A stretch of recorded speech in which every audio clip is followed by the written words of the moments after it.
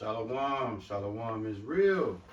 First and foremost, man, listen, we must acknowledge our Heavenly Father, Yahweh, through His only begotten Son, Yahweh Shai, for allowing this word to come out. Hope you sincere brothers and sisters are truly, truly edified by this word. Welcome to the Sabbath service. Those who follow us on a regular basis know to the far right of me is the spiritual head of the church, the elder.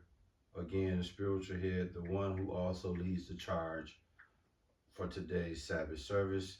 To my far left is the now and future of the church, his son right-hand man, Kyle next to me being the leader.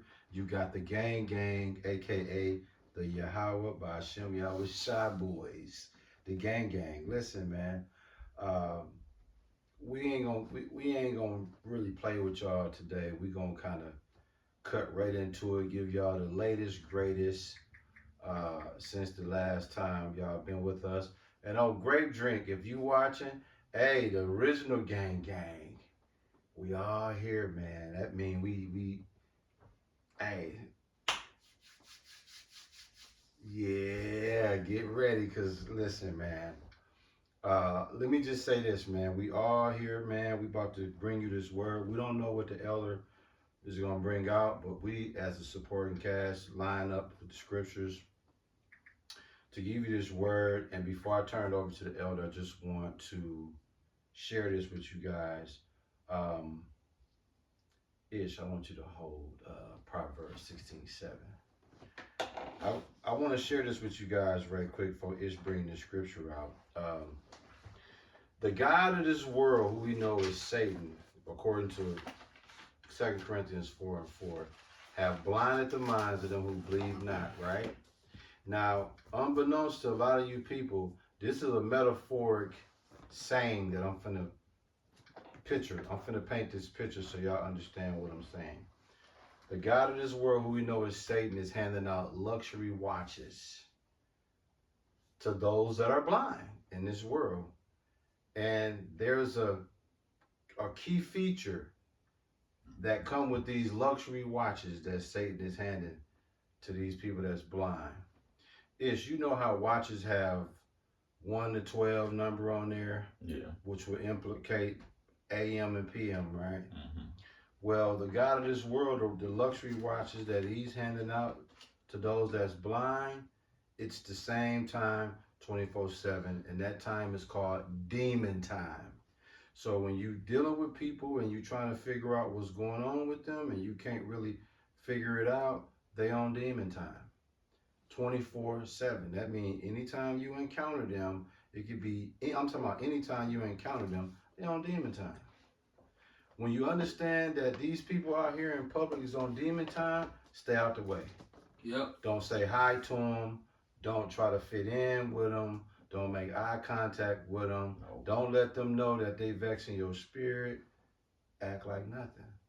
Part of these people being on demon time, you'll have enemies that you don't even know. Like a stranger would deem you his enemy just because something about your countenance make him feel uncomfortable. Yeah.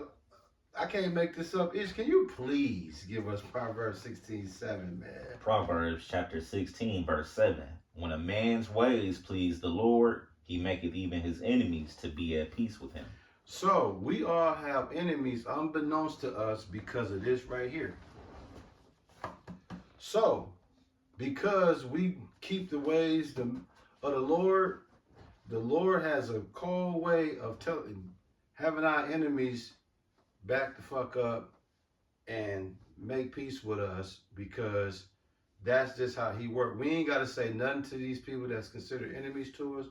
Just do it. Just stay focused. Keep doing the things that please him by way of doing his work. And anybody that got any type of ill will, malice towards us, the Lord like, oh, don't worry about that. I got that. The Lord will zap their ass like, oh, you need to watch out for dude. Watch out for dude. Watch out for dude. Lead dude to know. Go over there. Fuck with them niggas over there. That's how the Lord got it. Now, before we turn over to the elder, I'm going to shift over to Ish, man. Can you relate to that Proverbs 16:7? Yeah. And I'll be like, dog, it's nothing. We was just saying this upstairs. It's nothing you can do Like, when it's time for your ass to get fried up, you getting fried up. Ain't no other way There's around nothing it. you can do about Final it. destination, bro. So you gotta look at every situation that you think you made it out of, like, okay, all praises, thank you. Yeah. Cause every moment, every time you shit, it don't gotta be nobody. You can get your ass cooked up by anything. There you go. At any moment. Any moment. And I feel that repetitive. Okay, you ever see like them people that be like, it's the rarest disease, one in every fucking 400 million Yeah. people ass shit. Right. Them numbers don't mean shit to that person because they got it. They got it. Fuck the statistics. The I got stats. this shit. That rare my ass. Exactly. I Ain't got nothing it. rare about it when you the one got this shit. Right, So it's right. like, look, man, every moment that you solid one piece, that's the Lord sparing your ass. Bestowing grace and mercy Like and a favor upon motherfucker. you. Yeah. Because niggas be, I don't know, man. That locked in, focused on that one specific way is prideful because it's like, who you limiting the Lord ability. You know what I'm Absolutely. saying? When you get stuck on one path, one thing, it's like you start neglecting everything else. Absolutely. It's like, dog, who the fuck told you that's how it was gonna work? Right. Nobody. You came up with that shit on your own, dog. And it's like, it ain't like we not human. That shit gonna happen, but you gotta shake Right. that shit up off of you. Yeah, man. Your course of life, that's part of when a man way pleases the Lord. A man ways is based off of his spiritual character, Yeah. his path, his course of life.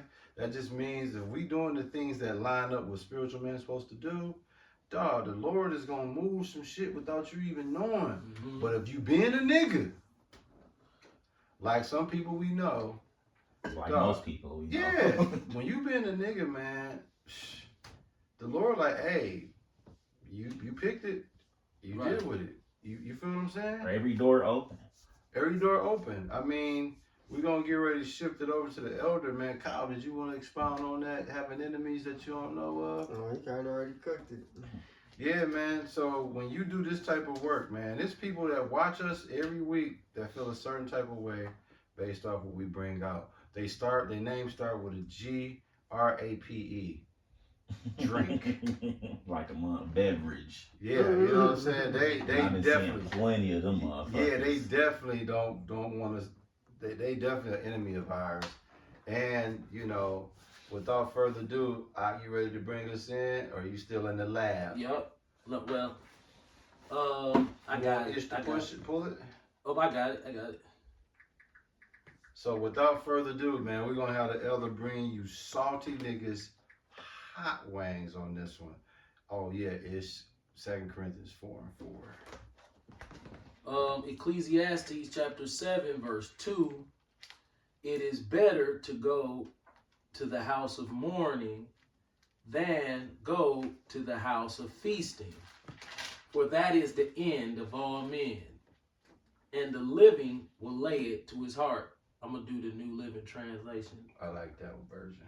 Better to spend your time at funerals than at parties. After all, everyone dies, so the living should take this to heart. Right? That's heavy. Right. So, we deal with, you got to forgive me, I'm throwing off a little bit today from that crazy shit that happened earlier. This whole, we talked about this morning on the phone, how you get caught up in the frivolous things of life. Facts. Because from the time you're a little kid, if you haven't lost a close relative as a child, You ain't gonna be able to relate to it. you're not going to be able to relate to it. And the narrative that's pushed to you is you go to school, you get good grades, Yep. so you can elevate financially in this world, thus bringing the big car, The big car. the big house, Yeah. and all of those material possessions that come with it. This is how you program. But we talked this morning, being 50 years old, the program is faulty. All the way. I'm talking about it's faulty to the point to where I'm glad I'm 50 and not y'all age. Yeah. Because if I was y'all age, I hate to say it, but I'd be doing the bare minimum. Yeah. Because That's how I feel every day. these Dead ass. We was talking about that. I didn't mean to cut you off, No, but go it's ahead. just crazy. We was talking about that earlier. It's like, dog, you look. This is what's bittersweet about this. You know, you can't do both. You know that for a fact. So when you come in super young, it's like you constantly get tempted with this side, especially if you ain't did shit. All day. You know what I'm saying? Like, if you been there, done that, it's kind of like, man, fuck that shit. If it ain't got a hold on you, it's like, nah, whatever. But if you never did something, it's gonna constantly kind of bother you. But it's like once you dive so deep into this and you know, okay, I'm gonna get my shit fried up if I go over there because I know too much. It's how the fuck you gonna participate in anything? You start seeing. The more you read the scriptures, the more you can see how everything in the world is against the Lord. Every single thing you do. Nothing you can do is in righteousness besides being in the scripts. Yeah. You try to go to work, it's gonna be something there going against what you're trying to do. Demons. You try to be an entrepreneur somewhere. This society is just built for you to break these laws. Facts. And that shit is stressful. It make you want to give up. You be like, you know what? Fuck it. Fuck everything. And it's funny you say that, bro, because I have had entrepreneur opportunities, and there's a certain financial threshold that I would be comfortable with. I can share that with you guys. $100,000 a year for me is like, that's very comfortable because it's not just me, but I can take care of my grandkids, make sure my daughter's good. $100K for me, that's comfortable at 51. And I've had opportunities where I could go in that direction, but it's too much worldly shit that's gonna conflict. Yeah. So it's like, damn. And then me and the elder always talk about, we see these wicked ass niggas balling. Man, you brought that out today. That was such a slice. Yeah, we're gonna have Ish bring it out again. Psalms 73, verses 3 through 14. Yeah. But the elder holding on to something. You brought out the New Living Translation this morning, right? Yeah. Proverbs 23, verse 1.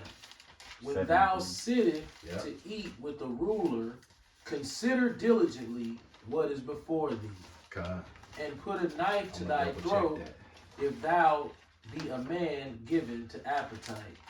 Be not desirous of his dainties, for they are deceitful meat.